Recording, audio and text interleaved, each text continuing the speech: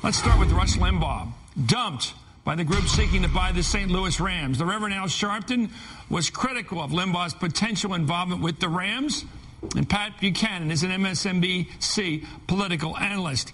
Well, you've got your game face on still, Reverend. What do you think? Was this a good sack? Was this the right thing to do to help knock this guy out of contention as a potential co-owner of an NFL team?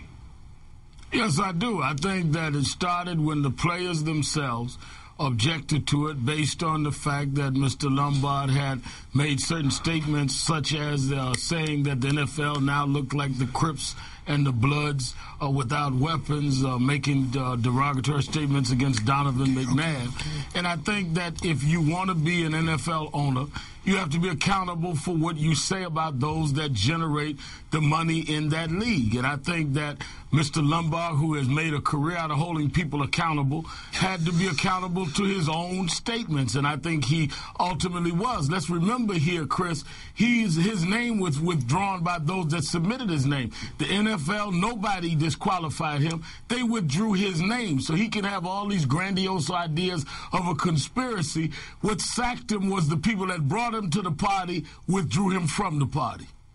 Well, let's go over this. I know he made the comment about the teams acting like the Crips and the Bloods, acting like an L.A. street gang against another L.A. street gang. I get that. He has said that he felt that he had said the wrong words that sounded racial by suggesting the names of gangs that are, I believe, mainly African-American. But here's the question. He also made some other comments about Donovan McNabb over the years. I remember that comment saying that the press was in love with the guy because he's an African-American, but he really wasn't that good a quarterback. Well, people who watch the NFL can make their own mind up about that situation. Seems like McNabb's winning that argument. But are there any other statements he's made over his long radio career? He's on about 3 hours a day, every day. Can you add up more than those two comments that might be called insensitive at least? I mean, there probably are, but I don't think they're material here. Those are the two that I raised to the NFL.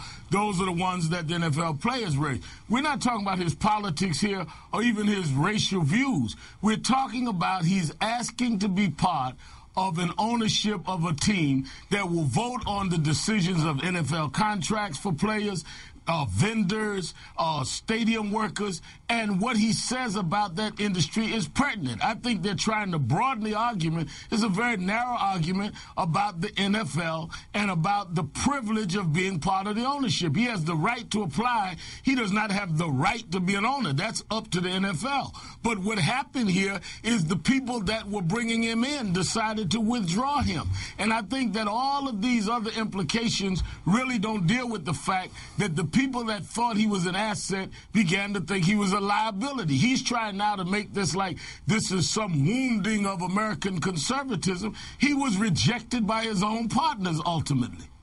Well, let's take a look at this from another point of view. Pat Buchanan. Yeah, I think this act was shabby, vindictive, petty. It is disgusting in this sense. Chris, you and I have made controversial statements. The Reverend Al Sharpton in the Tawana Brawley hoax case and the Duke rape case, which turned out to be a hoax, have made statements we regret and apologize for.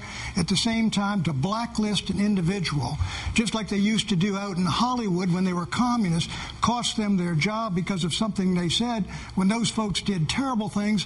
To do this to Rush Limbaugh, look, I heard his statement on Donovan McNabb. Look, we talked in the campaign. Journalists went in the tank for Barack Obama. Some of us said that. Does that disqualify us from a job?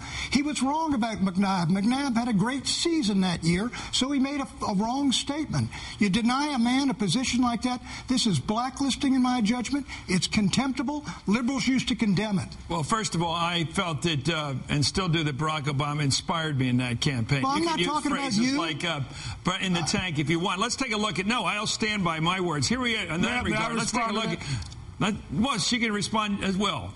Reverend. Yes, first of all,